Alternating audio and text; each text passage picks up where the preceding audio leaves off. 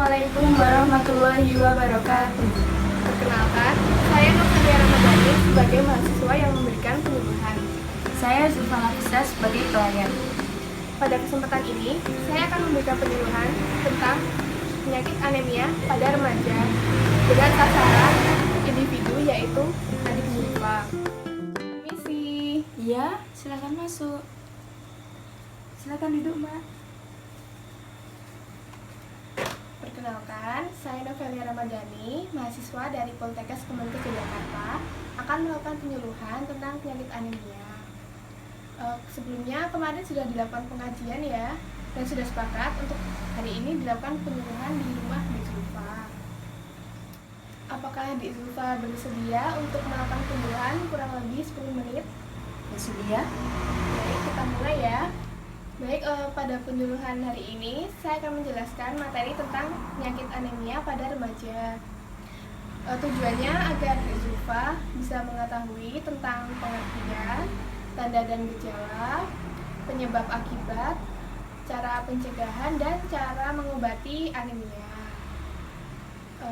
Lalu nanti akan ada 3 tahap, yaitu pembukaan, pemberian materi, dan penutup. Nanti di akhir penyuluhan akan diadakan evaluasi untuk mengetahui seberapa pahamnya Dik Zulfa akan penyakit anemia pada remaja ini. Apakah Dik Zulfa sudah siap untuk melakukan penyuluhan? Siap? Baik, kita mulai ya. Iya. Baik, yang pertama ada pengertian penyakit anemia.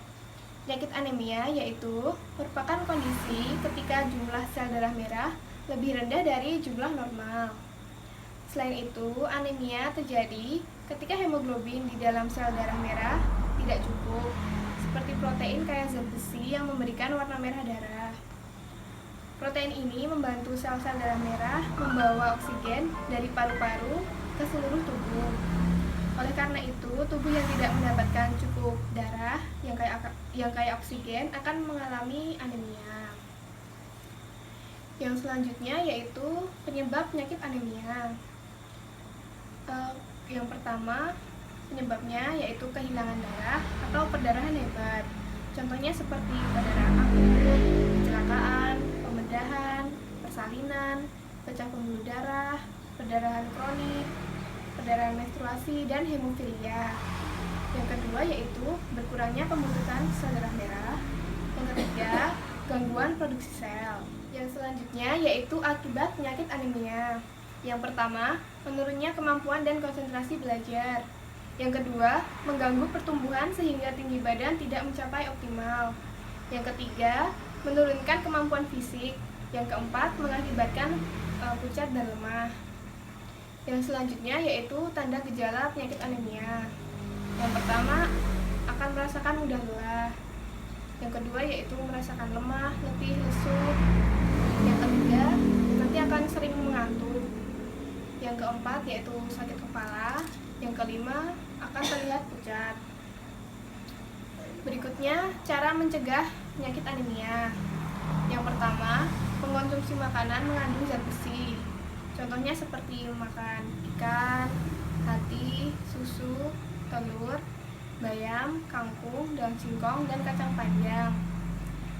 Lebih banyak yaitu sayuran yang hijau yang mengandung klorofil. Yang kedua, menjaga kebersihan lingkungan dan perorangan. Yang ketiga, mengkonsumsi buah yang mengandung vitamin C. Yang keempat, periksa diri ke pelayanan kesehatan terdekat. Yang selanjutnya yaitu pengobatan. Pengobatan penyakit anemia tergantung pada diagnosis utamanya. Yang pertama bisa mengonsumsi suplemen zat besi, vitamin B12, asam folat, vitamin serta mineral yang dapat digunakan untuk kadar vitamin rendah.